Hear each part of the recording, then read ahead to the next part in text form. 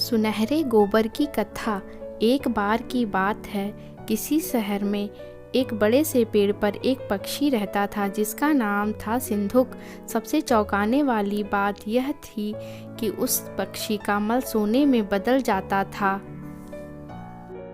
यह बात किसी को भी पता नहीं थी। एक बार उस पेड़ के नीचे से एक शिकारी गुजर रहा था। शिकारी उस पेड़ के नीचे आराम करने के लिए ठहरा। वो आराम कर ही रहा था कि इतने में सिंधुक पक्षी ने उसके सामने मल त्याग कर दिया। जैसे ही पक्षी का मल जमीन पर पड़ा, वो सोने में बदल गया। यह देखते ही शिकारी बहुत खुश हुआ। उसने उस पक्षी को पकड़ने के लिए जाल बिछाया।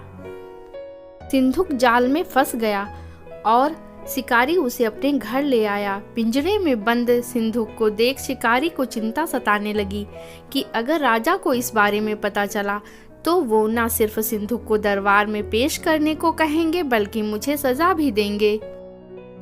यह सोचकर डर के मारे शिकारी ने खुद ही सिंधुक को राज दरबार में पेश कर राजा को सारी बात बताई। राजा ने आदेश दिया कि सिंधुक को सावधानी से रखा जाए और उसे अच्छे से खाना खिलाया जाए। ये सब सुनने के बाद मंत्री ने राजा को कहा, आप इस बेवकूफ़ शिकारी की बात पर भरोसा मत कीजिए। कभी ऐसा होता है क्या कि कोई पक्षी सोने का मल त्याग करे? इसलिए अच्छा होगा कि इसे आज़ाद करने का आदेश दें। मंत्री की बात सुनकर राजा ने चिड़िया को आज़ाद करने का आदेश दिया।